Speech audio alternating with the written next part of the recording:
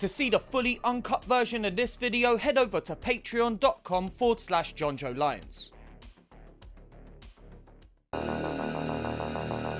What's that like to live deliciously?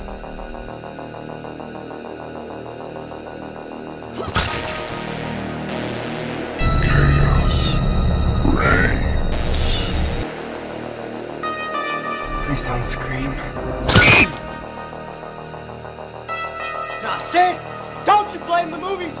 Movies don't create psychos. Movies make psychos more creative.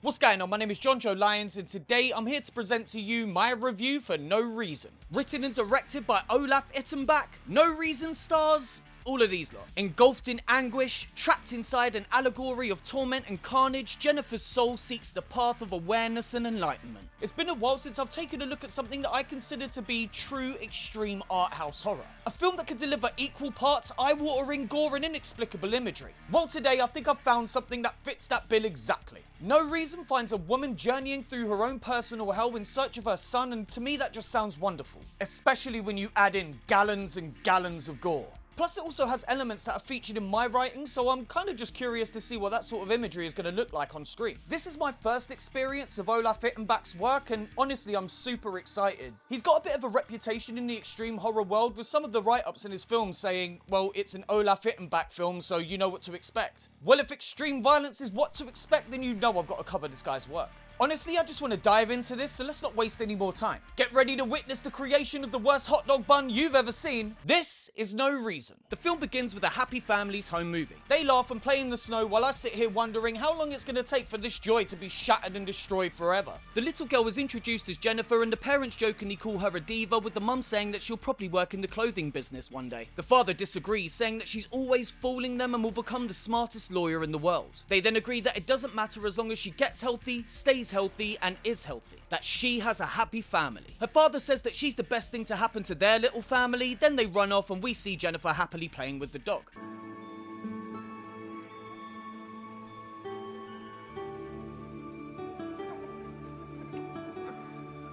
Cut to the opening credits showing pictures of Jennifer as she grows up, ending with this picture of her smiling. We zoom into her eye and then cut to this car pulling up to a warehouse. Cut inside as Jennifer leads this guy into the warehouse at gunpoint. He asks what she wants, saying he didn't do anything, but she just tells him to shut the f up. He tells her of his wife and kids, and this just elicits a similar response. Steck dir deine Psychokacke sonst irgendwo hin, das ist mir egal. Meinetwegen hast du 20 Kinder. She says that she had a kid once too, and when trying to remember his name, breaks down in tears. She collapses, and Big Boy takes this opportunity to start laying the smack down on her with a 2x4. She manages to get the gun back on him and drops this line before blowing him away. Verrecke, du Dreckschwein!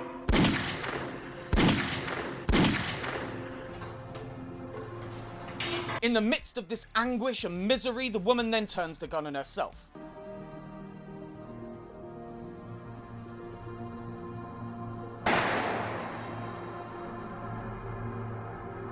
Cut to black as a man's voice asks Jennifer what she had to suffer, and Jennifer asks why she had to go through this. We hear the sound of a flatline and cut to paramedics trying to revive her.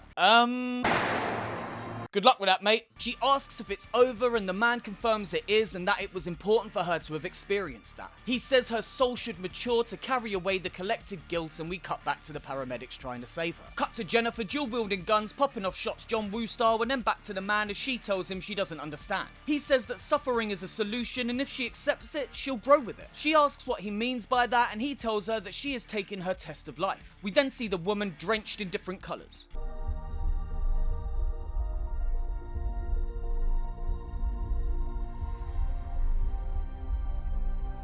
The man asks if her life appears to be perfect, would she be prepared to face her past? If you have to realise you're not living your dreams but dreaming your life, what would you do to find salvation? We see Jennifer in the light once more before we are awoken from this dream by an alarm clock. Guten Morgen, mein Schatz. Wolltest du nicht um 9 Uhr wach sein? Here we meet her husband Sebastian, who says he's changed their son and is going on a business trip. He says if the neighbours come calling, tell him he'll send them a postcard, and it's made clear that there's issues between him and these wise guys, as he calls them. She complains about having to deal with moving the house herself, but he assures her that Joe and Michael will help. He then says he's late, so kisses her and on out of there. Cut to the mailman knocking on the door. Jennifer answers in a towel, and after handing over the package, he asks to use her bathroom. She initially refuses, but when the man pushes it, she agrees, allowing him in with his creepiest smile. Ja, sein muss.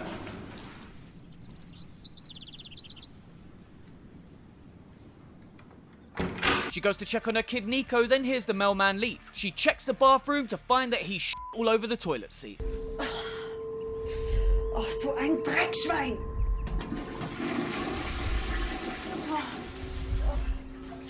And then returns to her son and opens the package. Inside, she finds a book. She tells Nico they won't be reading it today as they have better things to do, and then the doorbell rings. She opens the door and greets Irina, who says that she feels bad that Jennifer is moving. Jennifer says now her and Seb have saved up enough money, they're moving into a condo, and Irina displays thinly veiled jealousy, advising that she's getting ready for a date. She then tells Jennifer to expect an envelope under her door as she's written her a poem. Ugh, no f***ing thank you. Also dann, viel Glück. Dankeschön. Cut to Jennifer leaving Nico with the neighbour Elizabeth as she needs to go shopping. Cut back to the shop as she picks up frozen pizza and beer, and then back to the apartment as she pops the stuff in the fridge. The doorbell rings again and Jennifer rushes to answer, but is disappointed to find this bloke. He says he's there to say goodbye, all the while trying to get a good look inside the flat. She says he sounds like somebody is dying. Ja. Irgendwann werden wir alle rasiert. Glaubst du nicht, du bist ein bisschen jung für solche Gedanken? He says last summer he nearly drowned in the nearby waters and saw a white light. He calls it an amazing trip and she should try it sometime. She calls him insane, to which he agrees. He goes to leave and then Jennifer calls him back, revealing that the guy's name is Willie, which where I come from means dick, so that's pretty funny. Look, cut me some slack here. The movie isn't really giving me much, so Willie means dick, comes out of dicks, and I just said comes. So, I guess it was all worth it in the end. Jennifer asks Willie if he's seen Elizabeth as she's got Nico and isn't home. He says he hasn't but assumes that she'll be back soon. He then creepily tells her not to forget to turn off the light. The phone then rings, which she rushes to answer. The caller is someone named Joe and Jennifer asks what's wrong before inviting him over. Cut to Joe crying as he tells Jennifer that his daughter Sylvia is dead.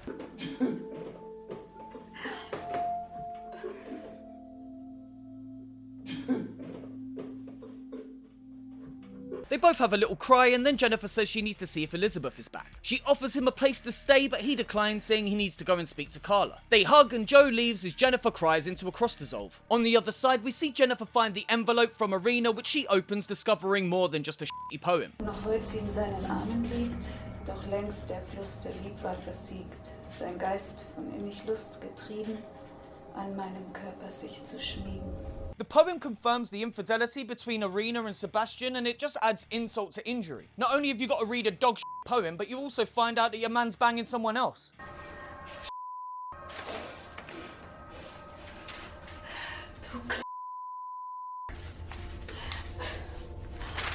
Today is a bad day for Jennifer, and it's about to get a lot worse. She gives herself a pep talk, trying to calm down and approach the situation with a level head. She decides to take a bath and then go get Nico, even if she has to kick Elizabeth's door down. Which, I mean, yeah, how have you not done that already? Cut to the bathroom where she strips and gets in before falling asleep and slowly slipping below the water's surface.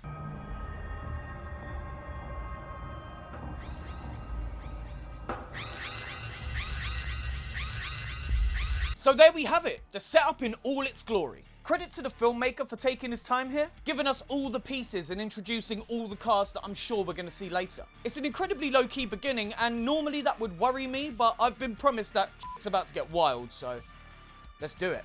Cut to level 1, rot. Jennifer wakens in a room full of eviscerated bodies, naked and covered in jam. She's covered in jam.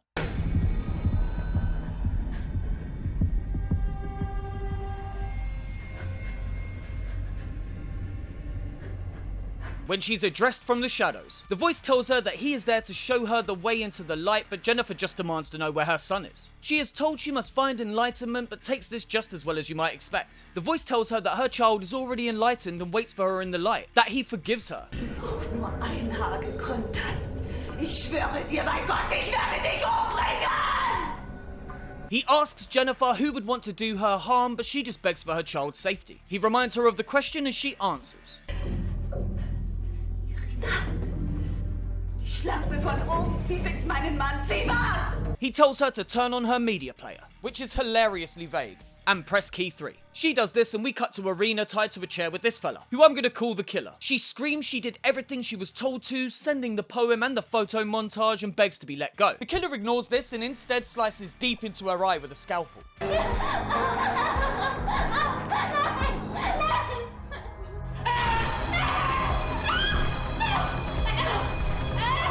Jennifer screams and cries and the killer goes crazy, whipping Arena in the face until flesh is stripped away, revealing the gory grin underneath.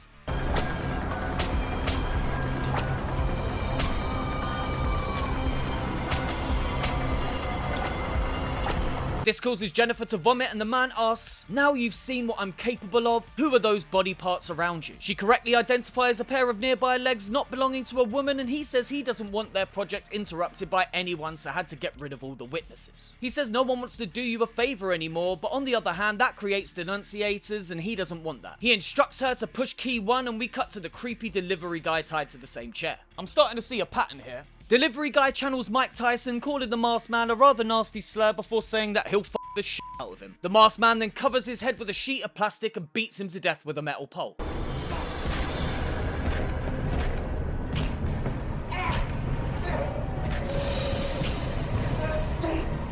Cut to Willie, who's also now strapped to the same chair. The killer then takes Willie's willy into his hand and does this.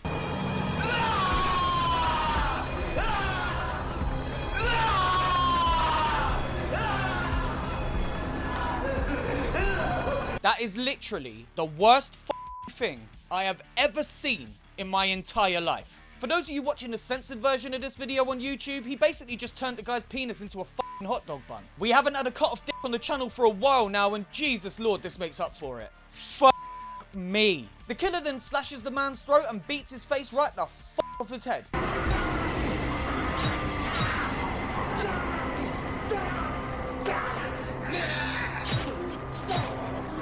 Cut to Jennifer begging him to stop and asking why he's doing this, with him saying that he's helping her. She says she doesn't need his help and he says that her soul has shifted and her mind is confused. Her thoughts are so full of opportunism, and when she is enlightened, she is going to realise she is not standing in her real life. She asks where she stands and he tells her. In einer geistigen Traumwelt, aus der du nicht mehr zurückfinden wirst. Danke für diesen Traum. Das ist ein beschissener Albtraum! He tells her she must understand she is doing this to herself and the other dream is a life she could not live. She begs not to see the visions of violence anymore and says that it's breaking her heart. He says she is one step further and then tells her to press key 2. Cut to Elizabeth having a rope tightened around her neck until her face explodes, and Joe having his brain exposed then smashed in.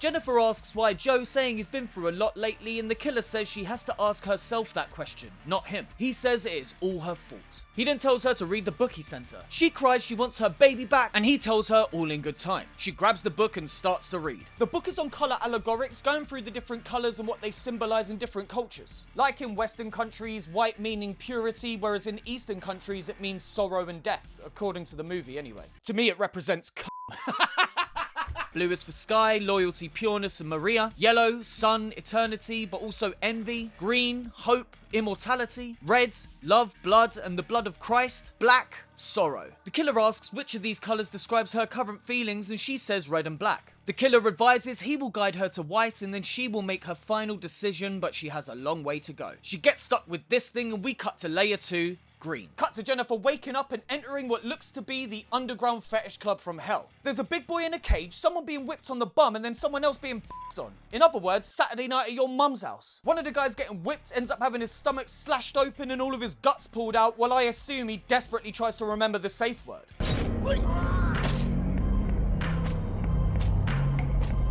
And then this guy gets a whole bunch of hooks ripped out of his face, Hellraiser style.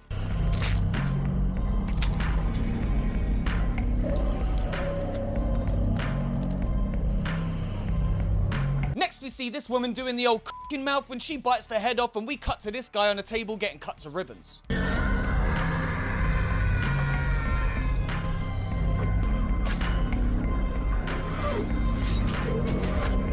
I gotta say, I really appreciate the violence in this movie, man. Good lord. I think I need a bit of a sit down. I can only orgasm so many times in a row. Jennifer enters another room asking where she is and is told that she's at the torture end time. We see more licking, sucking and whipping before this woman tells Jennifer that someone is waiting for her in the dark room. She enters to find the killer and asks him what he's done with her eye. Cut to a shot of her eye being removed.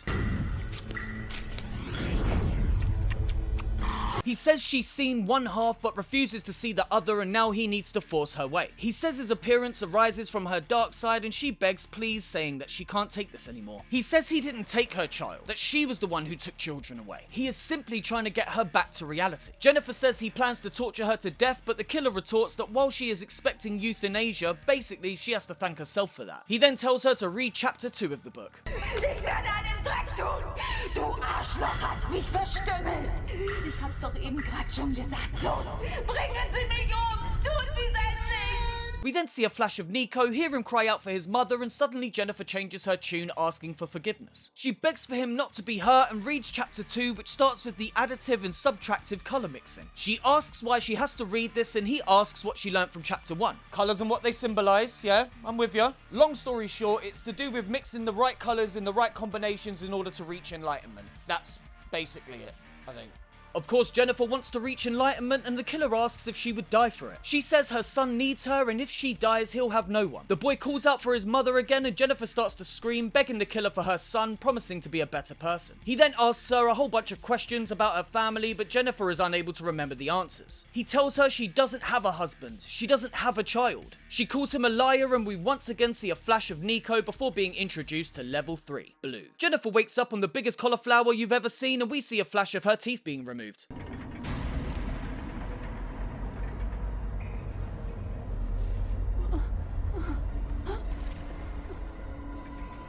She says whatever she's done, she doesn't want to die. She is then greeted by this goblin-looking motherfucker who warns her to be careful as it's dangerous around here. Judging by the state of her, mate, I think she's aware. She asks how to get out of there, but the goblin tells her there's no way out, that they are neither at the beginning nor the end. All that exists is the here and now. He asks what she's looking for, and she says the boogeyman. He killed her son, and now she must kill him. Eine unschuldige Seele. Zarte, weiche Haut. Zartes Fleisch. The goblin suggests that if he can't get the child's soul, perhaps he could have Jennifer's, but she just tells him to fuck off. He tells her again how dangerous it is to walk alone around here, that she'll be food for the beasts, but Jennifer doesn't care. Cut to shots of all these gorgeous motherfuckers and then to Jennifer as she makes her way through them. She's then approached by this drug dealer who offers her his wares, but Jennifer says that she wants nothing from him. He then calls her a cunt, says he knows her, she needs something, and down here, he's the only one that can give it to her. She asks where is above and how to get there, but the dealer just laughs, saying there is no above. Jennifer goes to leave, and the man says that she's not the only person to have asked him that today. He then describes an old woman carrying a young boy that came through here earlier. She asks where they went, and when directed, thanks the man before heading off. Wir sehen uns! Cut to Jennifer walking through more of these monstrosities. They start to surround her when suddenly she pulls an axe out of nowhere and goes on a hacking spree.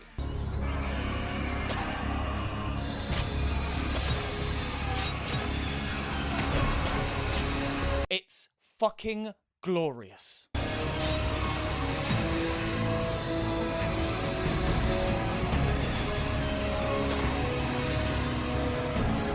Cut to Jennifer entering the next room, and we see the killer creeping about. He approaches her and congratulates her on taking the right path. She then goes through the different colours of the levels, saying the next one will be white and that she will be enlightened. He then tells her she's still missing one step. He asks her what she's done, but she still doesn't remember. He asks who Joe and Michael are, and she says dear friends. Irina, a neighbour. Willie, another neighbour. Elizabeth, an old lady who babysits Nico. The postman, he brings the mail. And Nico, her son. Sebastian, her husband. He asks if she is sure and then tells her that the last step will be getting her memory back. Somehow fixing her eyes and teeth, she then says that she knows who he is. Du bist ich. Du bist der gute Teil in mir. Ich bin der Schlechte. We then flash back and forth between her being fixed and injured as she understands why she's been through this torment. The killer agrees that this was her karma and then is unmasked, revealing Sebastian.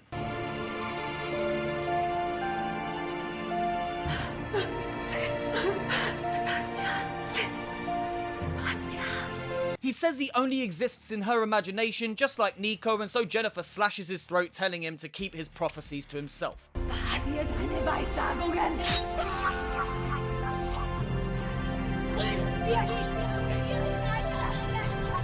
He dies and Jennifer asks herself why she did this, why she condemned herself to this darkness. We then transition to level 4, yellow, as she understands that the combination of colours have led her to black, an allegory for the void, the sorrow, the hell. She collapses and we cut to Jennifer in a hospital bed. A doctor advises she's in a coma and no one knows if she'll ever wake up. We see he's talking to the man from the start who appears to be a cop. The doctor says there are so many drugs in her system, it's a miracle she's alive, but the cop says it'd be better if the was dead. The doctor says that she may never mentally recover, and the cop advises that she belongs in a nut house anyway as she killed an infant. Cut to further back in time as Jennifer does a whole bunch of drugs and passes out. She's woken up by someone knocking her door, and when she answers, her neighbor asks her to look after her kid, the real Nico. She shuts the door and seemingly for no reason at all, in another moment of absolute shock beyond words, shoots the kid in the face.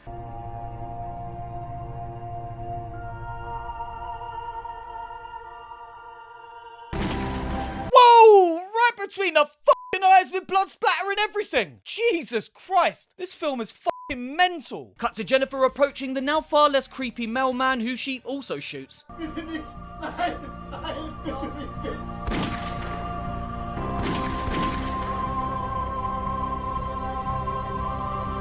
She leaves and we cut to the bank. At the bank, we see all the people that Jennifer imagined were her neighbours when she enters with 2 guns and tries to rob it. Unsatisfied with the amount of money that she's got, she kills everyone.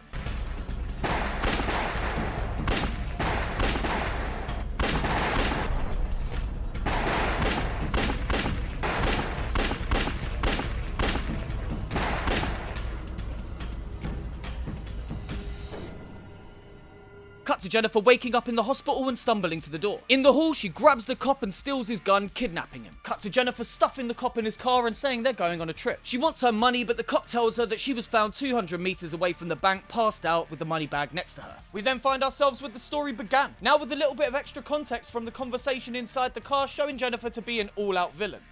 Los, raus! Was haben Sie vor? Das wirst du schon noch sehen. Bitte tun Sie nichts, was Sie später bereuen werden. Keine Sorge. Ich habe noch nie etwas bereut. Raus! Then we hard cut from that to the cop getting shot to death.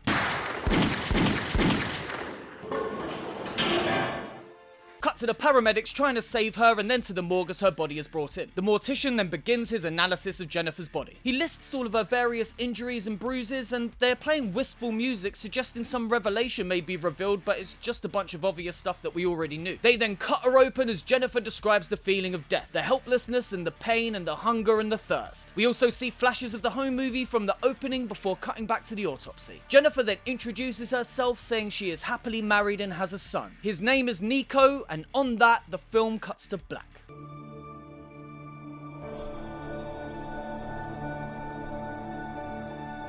The end! Well, I know this is supposed to be some deep philosophical journey, but all I can think about is the grade A penis mutilation. Well done. Well done. No Reason is exactly the type of movie I love covering for the channel. An extreme art house horror story that features some of the most brutal and fantastically realised violence I've seen in a very, very long time. Now, if it just had those 2 elements, I'd be happy, but this movie spoils us with the addition of a genuinely good story and a lead performance that far exceeds expectation. Actor Irene Holtzwertner is really good here, essentially playing 2 characters. She is heartbreakingly convincing as a loving mother searching the bowels of hell for her son, and on the other side, when it's revealed that Jennifer is actually a psychopathic murdering drug addict, Irene is able to convincingly take that turn and present a character we have no sympathy for. And that's not even mentioning the physical demand playing Jennifer has. Spending the majority of the film naked and covered in blood, the missing eye, then teeth, all the while delivering a level of performance I genuinely didn't expect. She absolutely kills it here and carries the film. All I can say is congratulations to the actor. She's great. In terms of the story, I love the reveal of Jennifer's villainous nature. At the start of the film, you think we're at the end of Jennifer's journey. She's found the man responsible for her suffering and kills him before killing herself. Then we flash back to the beginning and see how we got there. It wasn't until the end that the context of that first scene is completely transformed and the emotional response from the audience is reversed. No Reason could have easily been a simple jaunt through hell with Jennifer slowly drowning in the bath, but the reveal of her true nature elevates the film beyond your typical extreme horror, and I loved it. Aside from that, the special effects here are savage. I'm aware that Olaf loves a bit of blood in his films, but I was not prepared for how much splatter I was going to be smashed in the face with. With the film's slow start, I was worried that it would remain relatively chill, but as soon as we got to hell, the gore went mental, and honestly, I found it inspiring. Not every effect is a winner, and the budget does show every now and again, but I loved it. Great stuff. All in all, I loved No Reason. It's a brutally violent film that features a brilliant performance and a genuinely satisfying story. I'm shocked at how well realized the filmmaker's vision was on such a low budget and cannot wait to see more of his work. It's an excellent example of art house extremity, and I highly recommend you check it out as soon as possible. So that was my review for No Reason. What do you lot think? That was some top tier gore, man. With this movie and the gateway meat, I'm being spoiled right now. Looking forward to checking out some more of Olaf's stuff, and if the violence is anywhere near the level that it was in this film, he's got a new biggest fan. Speaking of the excessive gore in this movie, if you want to see it, head over to patreon.com/Jonjo Lyons. For as little as $1 a month, you gain access to the uncut version of this video, plus others with more stuff coming soon. I just did a Q&A on there that went amazing, and I have other stuff coming like book reviews and a little series about some of my favourite lines in horror films. Just a lot of stuff that wouldn't necessarily fit on the channel. Your support over there helps me be able to continue making this content, so if you want to support the channel, if you want to see more of this stuff, head over there and pledge what you can. Pinky sent me a message and gave me a suggestion for the next video, and I won't reveal what it is now, but it's Japanese, it's a trilogy, and it's fucking mental. But in the meantime, thank you all for watching. Give the video a like and subscribe if you haven't already. My name's Jonjo Lyons, and I am never going to look at a hot dog bun in the same way again.